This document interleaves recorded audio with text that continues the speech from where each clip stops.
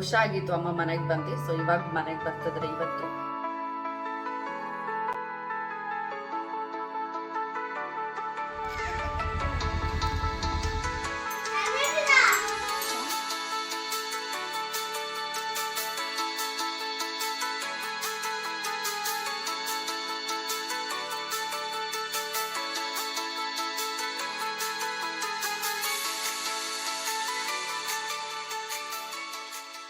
Hello everyone, welcome back to my YouTube channel. ನಾನು ನಿಮ್ಮ ಚಂದನ Sandeep. I hope ನೀವೆಲ್ಲರೂ ಕೂಡ ಆರಾಮಾಗಿದ್ದೀರಾ. ಇವತ್ತು ಮಧ್ಯಾಹ್ನದಿಂದ ವ್ಲಾಗ್ನ ಸ್ಟಾರ್ಟ್ ಮಾಡಿದ್ದೀನಿ. ಸೊ ಟೈಮ್ ಕರೆಕ್ಟಾಗಿ 12 ಗಂಟೆ ಆಗಿ ಅಡುಗೆ ಏನು ಮಾಡಿಲ್ಲ. ಸೊ ಇವಾಗ ಎಲ್ಲ ರೆಡಿ ಮಾಡ್ಕೊಳ್ತಾ ಇದ್ದೆ. ಸುಮಾರು 1 ವರ್ಷ ಆಗಿತ್ತು ಅಮ್ಮ ಮನೆಗೆ ಬಂದು. ಸೊ ಇವಾಗ ಮನೆಗೆ ಬರ್ತಿದ್ರೆ ಇವತ್ತು. ಮಾರ್ನಿಂಗ್ 7:30 ಹಾಗೆ ಅವರು ಹೊರಟಿದ್ದಾರೆ ಚಿಕ್ಕಮಂಗ್ಳೂರಿಂದ. ಆಲ್ಮೋಸ್ಟ್ 12:30 1 o'clock ಆಗತ್ತೆ. ಸೊ ಇಲ್ಲಿ ಬ್ಯಾಂಗ್ಳೂರ್ ಟ್ರಾಫಿಕ್ ಮೇಲೆ ಡಿಪೆಂಡ್ ನಮ್ಮ ಮನೆ ರೀಚ್ ಆಗೋದು. ಮಧ್ಯಾಹ್ನದ ವ್ಲಾಗ್ನ ಸ್ಟಾರ್ಟ್ ಮಾಡಿದ್ದೀನಿ. ನಾನು ಅಡುಗೆನೂ ಕೂಡ ಮುಗಿಸಿಲ್ಲ. ಸೊ ಮನೆ ಕ್ಲೀನಿಂಗ್ ಅದು ಕೆಲಸನೇ ಆಗುತ್ತೆ. ಇವತ್ತು ಚಿಕನ್ ಕೂಡ ತಂದ್ಕೊಂಡು ಹೋಗಿದ್ರು. ಸೊ ಹಾಗಾಗಿ ಚಿಕನ್ ರೆಸಿಪಿಲಿ ಏನಾದರೂ ಒಂದು ಮಾಡಬೇಕು, ಫ್ರೈ ಮಾಡೋಣ ಅಂತ ಅಂದ್ಕೊಂಡಿದ್ದೀನಿ. ಸೊ ಫ್ರೈ ಮಾಡಿ ಇಲ್ಲಿ ಮಂಗಳೂರು ಸೌತೆಕಾಯಿ ಇದೆ. ಸೊ ಇದನ್ನ ಸಾಂಬಾರು ಮಾಡ್ಬಿಟ್ಟು ಇದು ಫ್ರೈ ಮಾಡ್ಕೊಂಡೆ. ಸೊ ಅಮ್ಮ ಮತ್ತೆ ಸಂದೀಪ್ಗೂ ಕೂಡ ಹಾಗೇನೆ. ಸೊ ಚಿಕನ್ ಸಾಂಬಾರಕ್ಕಿಂತ ಸೊ ಬೇರೆ ತಿಳಿ ಸಾಂಬಾರು ಇಲ್ಲ ತರಕಾರಿ ಸಾಂಬಾರು ಜೊತೆ ಚಿಕನ್ ಫ್ರೈ ತಿನ್ನೋದಕ್ಕೆ ತುಂಬಾನೇ ಇಷ್ಟ ಆಗುತ್ತೆ. ಸೊ ಹಾಗಾಗಿ ಅದೇ ರೀತಿನೇ ಮಾಡ್ಕೊಳ್ತಾ ಇದ್ದೀನಿ. ಸೊ ಇವಾಗ ಆನಿಯನ್ ಎಲ್ಲ ರೆಡಿ ಮಾಡಿ ಇಟ್ಕೊಂಡಿದ್ದೀನಿ. ಸೊ ಜಸ್ಟ್ ಫ್ರೈ ಮಾಡೋದಷ್ಟೇ. ಸಾಂಬಾರು ಮಾಡ್ಕೊಂಡ್ರೆ ಅಡುಗೆ ಮುಗಿಯುತ್ತೆ. ಇಲ್ಲಿ ನಾನು ಟೈಮ್ ಇಲ್ಲದಿದ್ದಾಗ ಕ್ವಿಕ್ಕಾಗಿ ಮಾಡುವಂತಹ ಒಂದು ಚಿಕನ್ ರೆಸಿಪಿನಲ್ಲಿ ಶೇರ್ ಮಾಡ್ತಾ ಇದ್ದೀನಿ. ಸೊ ಇದಕ್ಕೆ ನಾನು ಗ್ರೈಂಡ್ ಮಾಡಿ ಏನು ಹಾಕ್ತಾ ಇಲ್ಲ. ಹಾಗಾಗಿ ತುಂಬಾನೇ ಕಡಿಮೆ ಸಮಯದಲ್ಲಿ ಮಾಡ್ಕೋಬಹುದು. ಹಾಗೆ ಟೇಸ್ಟ್ ಕೂಡ ಅಷ್ಟೇ ಚೆನ್ನಾಗಿರುತ್ತೆ. ಈ ಚಿಕನ್ ಫ್ರೈ ಮಾಡ್ಕೊಳ್ಳೋದಕ್ಕೆ ಮೊದಲು ನಾನು 5 ರಿಂದ 6 ಟೇಬಲ್ ಸ್ಪೂನ್ ಅಷ್ಟು ಆಯಿಲ್ನ ಯೂಸ್ ಮಾಡಿದ್ದೀನಿ. ದೆನ್ ಲಾರ್ಜ್ ಆನಿಯನ್ನ ನಾನು ಚಾಪ್ ಮಾಡ್ಕೊಂಡು ಅದರ ಜೊತೆ ಗ್ರೀನ್ ಚಿಲ್ಲಿನ ಕೂಡ ಸೇರಿಸ್ಕೊಂಡು ಫ್ರೈ ಮಾಡ್ಕೊಂಡಿದ್ದೀನಿ. ಸೊ ಫ್ರೈ ಆದ ನಂತರ ನಾನು ಒಂದು ಮೀಡಿಯಂ ಸೈಜ್ ಟೊಮೊಟೊನ ಕೂಡ ಹಾಕಿ ಸಾಫ್ಟ್ ಆದ್ಮೇಲೆ ಟೊಮೊಟೊ. ಸೊ ಇವಾಗ ಚಿಕನ್ನ ಸೇರಿಸ್ಕೊಳ್ತಾ ಇದ್ದೀನಿ. ಸೊ ಚಿಕನ್ ಜೊತೆಗೆ ಉಪ್ಪು ಮತ್ತೆ ಅರಿಶಿನ ಪುಡಿನ ಕೂಡ ಸೇರಿಸ್ಕೊಂಡು ಒಂದ್ಸತಿ ಕ್ಲೀನ್ ಆಗಿ ಮಿಕ್ಸ್ ಮಾಡ್ಕೊಳ್ಬೇಕು. ಉಪ್ಪು ಮತ್ತೆ ಅರಿಶಿನ ಪುಡಿನ ನಾವು ಫಸ್ಟ್ ಹಾಕೋದ್ರಿಂದ ಚಿಕನ್ ತುಂಬಾನೇ ಬೇಗ ಸಾಫ್ಟ್ ಆಗಿ ಬೇಯುತ್ತೆ. ಸೊ ಈಗ ಲಿಡ್ನ ಕ್ಲೋಸ್ ಮಾಡಿ ಒಂದು 5 to 10 ಮಿನಿಟ್ಸ್ ನಾನು ಮೀಡಿಯಂ ಫ್ಲೇಮಲ್ಲಿ ಇಟ್ಕೊಂಡಿದ್ದೆ. ಈಗ ಚಿಕನ್ ಸಾಫ್ಟ್ ಆಗಿದೆ. ಇವಾಗ ನಾನು ರೆಡಿಮೇಡ್ ಜಿಂಜರ್ ಗಾರ್ಲಿಕ್ ಪೇಸ್ಟ್ನ ಯೂಸ್ ಮಾಡ್ತಾ ಇದ್ದೀನಿ. ಸೊ 1.5 ಟೇಬಲ್ ಸ್ಪೂನ್ ಹಾಕಿದ್ರೆ ಸಾಕಾಗುತ್ತೆ. ಸೊ ನಿಮ್ಮ ಕ್ವಾಂಟಿಟಿಗೆ ತಕ್ಕಂಗೆ ನೀವು ಅಡ್ಜಸ್ಟ್ ಮಾಡ್ಕೊಳ್ಬೋದು. 1-2 ನಿಮಿಷ ಹಾಗೆ ಬಾಡಿಸ್ಕೊಂಡು ಆದ್ಮೇಲೆ ಇಲ್ಲಿ ನಾನು ಸ್ಪೈಸಸ್ ಹಾಕ್ತಾ ಇದ್ದೀನಿ. ಚಿಲ್ಲಿ ಪೌಡರ್, ಧನಿಯಾ ಪೌಡರ್, ಹಾಗೇನೆ ಚಿಕನ್ ಮಸಾಲ ಅಂಡ್ ಗರಂ ಮಸಾಲಾನ ಕೂಡ ಸೇರಿಸ್ಕೊಂಡಿದ್ದೀನಿ ಅಷ್ಟೇ. ಇಷ್ಟು ಹಾಕಿದ್ಮೇಲೆ ಕ್ಲೀನಾಗಿ ಮಿಕ್ಸ್ ಮಾಡ್ಕೊಳ್ಬೇಕು. ಸೊ ಲಾಸ್ಟ್ಗೆ ಆಫ್ ಲೆಮನ್ನ ಸ್ವೀಸ್ ಮಾಡ್ಕೊಳ್ಬೇಕು. ಲೆಮನ್ ತುಂಬಾನೇ ಚೆನ್ನಾಗಿರುತ್ತೆ ಲಾಸ್ಟ್ಗೆ ಸ್ವೀಸ್ ಮಾಡ್ಕೊಂಡ್ರೆ. ಸೊ ಹಾಗೇನೆ ಗಾರ್ಲಿಶ್ ಮಾಡ್ಕೊಂಡ್ರೆ ಆಯ್ತು. ನೀವು ಕೊರಿಯಂಡರ್ ಲೀಫಲ್ಲಿ ತುಂಬಾನೇ ಈಸಿ ಆ್ಯಂಡ್ ಸಿಂಪಲ್ ಆಗಿ ಚಿಕನ್ ಫ್ರೈ ರೆಡಿ ಆಗುತ್ತೆ. ಟೈಮ್ ಇಲ್ಲದಿದ್ದಾಗ ತುಂಬಾನೇ ಬೇಗ ಮಾಡ್ಕೊಳ್ಬೋದು. ಸೊ ಇದಕ್ಕೆ ನಾನು ಕೊರಿಯಂಡರ್ ಲೀಫ್ ಜೊತೆಗೆ ನಾನು ಕಸೂರಿ ಮೆಂತ್ಯನ ಕೂಡ ಗಾರ್ನಿಶ್ ಮಾಡಿದ್ದೀನಿ. ಸೊ ಫ್ಲೇವರ್ ತುಂಬಾನೇ ಇಷ್ಟ ಆಗುತ್ತೆ ನನಗೆ ಕಸೂರಿ ಮೆಂತ್ಯದು. ಹಾಗಾಗಿ ಚಿಕನ್ ಫ್ರೈ ಮಾಡ್ತಾನೆ ಪಕ್ಕದಲ್ಲೇ ನಾನು ತರಕಾರಿ ಸಾಂಬಾರಿಗೂ ಕೂಡ ರೆಡಿ ಮಾಡ್ಕೊಳ್ತಾ ಇದ್ದೆ. ಈ ತರ 2 ರೆಸಿಪಿನ ಅಟ್ ಎ ಟೈಮ್ ಮಾಡೋದ್ರಿಂದ ಟೈಮ್ ಕೂಡ ಜಾಸ್ತಿ ಕನ್ಸ್ಯೂಮ್ ಆಗಲ್ಲ. ಸೊ ಅಡುಗೆಲ್ಲ ಮುಗಿಸೋದ್ರೊಳಗೆ ಅಮ್ಮನ ಕೂಡ ಬಂದರು. ಸೊ ಹಾಗಾಗಿ ಕರ್ಕೊಂಬರೋಣ ಅಂತ ಎಲ್ಲರೂ ಕೂಡ ಕೆಳಗೆ ಬಂದಿದ್ದೀವಿ. ಅಗ್ಗು ಈ ಸೈಡ್ ಬಾ, ಬೇಡ ಈ ಸೈಡ್ ಬಾ, ಈ ಸೈಡ್. ಅಗ್ಗು ಅಮ್ಮಮ್ಮ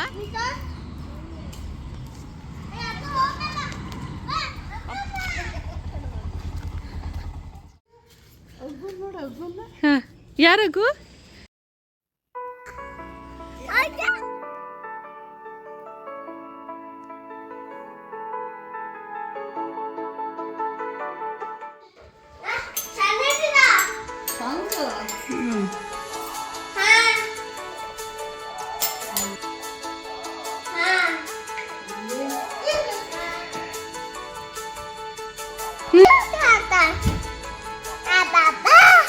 ಅಮ್ಮಮ್ಮ ತಾತ ತಾತ ತಾತ ತಾತ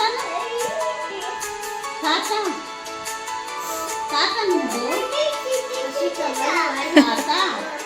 ಬ್ಯಾಂಗ್ಳೂರ್ ಮನೆಗೆ ಯೂಶಲಿ ಅಪ್ಪ ಆಗಲಿ ಅಮ್ಮ ಆಗಲಿ ಬರೋದು ತುಂಬಾ ರೇರ್. ಸೊ ವರ್ಷಕ್ಕೆ ಒಂದ್ಸತಿ ಬಂದರೆ ಅದೇ ಹೆಚ್ಚು. ಹಾಗಾಗಿ ಮನೆಗೆ ಯಾರೇ ಬರಲಿ ಮಕ್ಕಳು ತುಂಬಾ ಎಕ್ಸೈಟ್ ಆಗ್ತಾರೆ. ಸೊ ವಶಿ ಡ್ರಾಯಿಂಗ್ ಎಲ್ಲ ಮಾಡಿದ. ಸೊ ಅದನ್ನೆಲ್ಲ ಅಮ್ಮಮ್ಮಗೆ ತೋರಿಸ್ಬೇಕು ಅಂತ ಇಟ್ಕೊಂಡಿದ್ದ. ಸೊ ಅದನ್ನೆಲ್ಲ ತೋರಿಸ್ತಾ ಇದ್ದಾನೆ.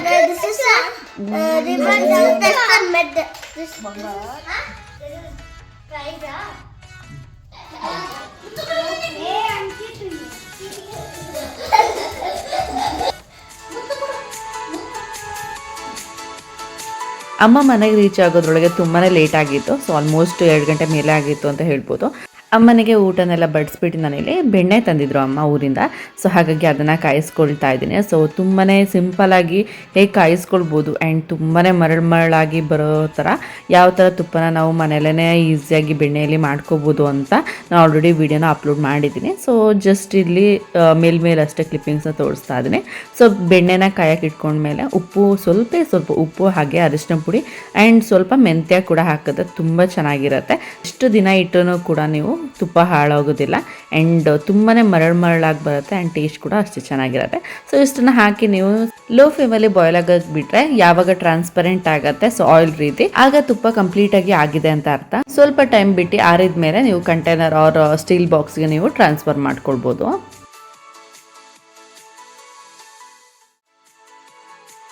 ನೆನ್ನೆ ಅಮ್ಮ ಬಂದಿದ್ದ ದಿನದ್ದು ಕ್ಯಾಪ್ಚರ್ ಮಾಡಿದೆ. ಇವತ್ತು ನೆಕ್ಸ್ಟ್ ಡೇ, ಅಮ್ಮನಿಗೆ ಸೆಕೆಂಡ್ ಡೇ ಅಂತ ಹೇಳ್ಬೋದು. ಸೊ ಇವತ್ತು ಅಮ್ಮ ರೊಟ್ಟಿ ಮಾಡಿಕೊಡ್ತೀನಿ ಅಂತ ಮಾಡ್ತಾಯಿದ್ರು. ಸೊ ನಾವು ರೈಸಲ್ಲಿ ರೊಟ್ಟಿ ಮಾಡುವಂಥದ್ದು.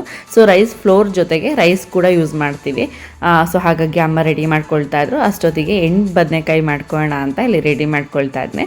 ಸೊ ಬದನೆಕಾಯಿ ಗ್ರೇವಿ ತುಂಬಾ ಚೆನ್ನಾಗಿರುತ್ತೆ ಅಕ್ಕಿ ರೊಟ್ಟಿಗೆ. ಸೊ ಹಾಗಾಗಿ ಅದನ್ನು ರೆಡಿ ಮಾಡ್ತಾ ಇದ್ದೀನಿ. ಇಲ್ಲಿ ಬದನೆಕಾಯಿ ಗ್ರೇವಿಗೆ ಬೇಕಾಗಿರುವಂತಹ ಕೆಲವೊಂದು ಐಟಮ್ಸ್ ನಾನಲ್ಲಿ ಚಾಪ್ ಮಾಡಿ ಇಟ್ಕೊಂಡಿದ್ದೀನಿ. ಗ್ರೇವಿ ಮಾಡ್ಕೊಳ್ಳೋದಕ್ಕೆ ಫಸ್ಟ್ ನಾನು ಮಸಾಲನ ಪ್ರಿಪೇರ್ ಮಾಡ್ಕೊಳ್ತಾ ಇದ್ದೀನಿ. ಒಂದು ಜಾರ್ಗೆ ನಾನು ತೆಂಗಿನಕಾಯಿ, ಸ್ವಲ್ಪ ಈರುಳ್ಳಿ ಹಾಗೆಯೇ ಬೆಳ್ಳುಳ್ಳಿ ಹಾಕ್ಕೊಂಡಿದ್ದೀನಿ. ನಾನು ಇಲ್ಲಿ ಶುಂಠಿನ ಯೂಸ್ ಮಾಡ್ತಾ ಇಲ್ಲ. ಸೊ ನಾರ್ಮಲ್ ಆಗಿ ನಾನು ಶುಂಠಿ ಯೂಸ್ ಮಾಡೋದು ತುಂಬಾ ಕಡಿಮೆ. ಹಾಗಾಗಿ ಸ್ವಲ್ಪ ಜೀರಿಗೆ, ಚಕ್ಕೆ, ಲವಂಗ ಹಾಗೇನೆ ನಾನು ಸ್ವಲ್ಪ ಹುಣಸೆಹಣ್ಣು ಕೂಡ ಯೂಸ್ ಮಾಡಿದ್ದೀನಿ. ಚೆನ್ನಾಗಿರುತ್ತೆ ಹುಳಿಯಾಗಿ. ಇಷ್ಟನ್ನ ಒಂದು 2 ಸೊತ್ತು ಗ್ರೈಂಡ್ ಮಾಡ್ಕೊಂಡು ಬಂದ್ಮೇಲೆ ಅದೇ ಜಾರ್ಗೆ ನಾನು ಚಿಲ್ಲಿ ಪೌಡರ್ ಮತ್ತು ಧನಿಯಾ ಪೌಡರ್ನ ಕೂಡ ಸೇರಿಸ್ಕೊಳ್ತಾ ಇದ್ದೀನಿ. ಹಾಗೆಯೇ ಸ್ವಲ್ಪ ಕೊರಿಯಂಡರ್ ಲೀಫ್ನ ಕೂಡ ಹಾಕ್ಕೊಳ್ತಾ ಇದ್ದೀನಿ. ಸೊ ಇಲ್ಲಿ ಜಾಸ್ತಿ ಹಾಕ್ತಿಲ್ಲ, ಯಾಕಂದರೆ ಧನಿಯಾ ಪೌಡರ್ ನಾವಿಲ್ಲಿ ಆ್ಯಡ್ ಮಾಡಿರೋದ್ರಿಂದ ಕೊರಿಯಂಡರ್ ಲೀಫ್ ಸ್ವಲ್ಪ ಕಡಿಮೆ ಹಾಕ್ತಾ ಇದ್ದೀನಿ. ಗ್ರೈಂಡ್ ಮಾಡ್ಕೊಳ್ಬೇಕಾದ್ರೆ ಸ್ವಲ್ಪ ನೀರನ್ನು ಕೂಡ ಸೇರಿಸ್ಕೊಂಡು ಥಿಕ್ ಪೇಸ್ಟ್ ಕನ್ಸಿಸ್ಟೆನ್ಸಿಗೆ ನಾನು ಇಲ್ಲಿ ಮಸಾಲ ರೆಡಿ ಮಾಡ್ಕೊಳ್ತಾ ಇದ್ದೀನಿ. ನೆಕ್ಸ್ಟ್ ನಾನು ಒಂದು ಕಡಾಯಿಗೆ 5 ರಿಂದ 6 ಟೇಬಲ್ ಸ್ಪೂನಷ್ಟು ಆಯಿಲ್ ಹಾಕಿದ್ದೀನಿ. ಸ್ವಲ್ಪ ಜೀರಿಗೆ ಹಾಗೆಯೇ ಸಾಸಿವೆ ಜೊತೆಗೆ ಸ್ವಲ್ಪ ಆನಿಯನ್ ಕೂಡ ಹಾಕಿದ್ದೀನಿ. ಇಲ್ಲಿ ಆಫ್ ಆನಿಯನ್ ಮಾತ್ರ ನಾನು ಚಾಪ್ ಮಾಡ್ಕೊಂಡು ಹಾಕ್ಕೊಂಡಿದ್ದೀನಿ, ಯಾಕಂದರೆ ಮಸಾಲಾಗೂ ನಾನು ಗ್ರೈಂಡ್ ಮಾಡ್ಕೋಬೇಕಾದ್ರೆ ಆನಿಯನ್ ಯೂಸ್ ಮಾಡಿದೆ. ಸೊ ಹಾಗಾಗಿ ಆಫ್ ದಿ ಆನಿಯನ್ ನಾನು ಇಲ್ಲಿ ಹಾಕಿದ್ದೀನಿ. ಆ್ಯಂಡ್ ಕರಿ ಲೀವ್ಸ್ ಮತ್ತು ಟೊಮೊಟೊನ ಕೂಡ ಹಾಕ್ಕೊಂಡು ನಾನು ಇಲ್ಲಿ ಚೆನ್ನಾಗಿ ಬಾಡಿಸ್ಕೊಂಡಿದ್ದೀನಿ.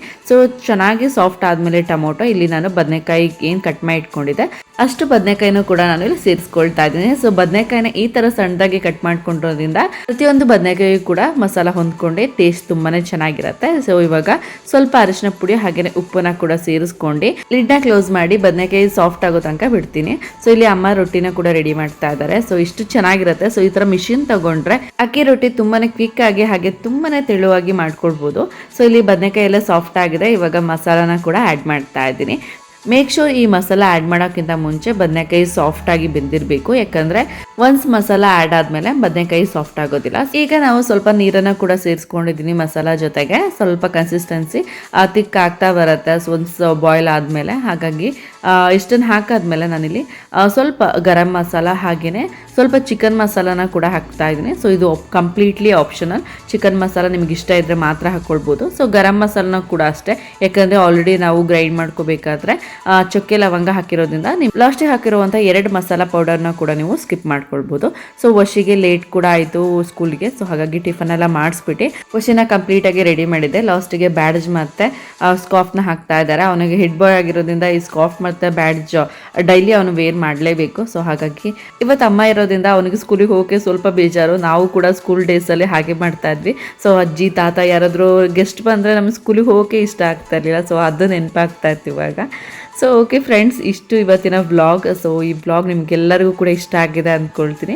ಇವತ್ತಿನ ಈ ವ್ಲಾಗ್ ಹಾಗೇನೇ ರೆಸಿಪಿ ಇಷ್ಟ ಆಗಿದ್ದಲ್ಲಿ ಲೈಕ್, ಶೇರ್ ಆ್ಯಂಡ್ ಕಮೆಂಟ್ ಮಾಡೋದನ್ನ ಮರಿಬೇಡಿ. ನೆಕ್ಸ್ಟ್ ವಿಡಿಯೋ ಸಿಗ್ತೀನಿ.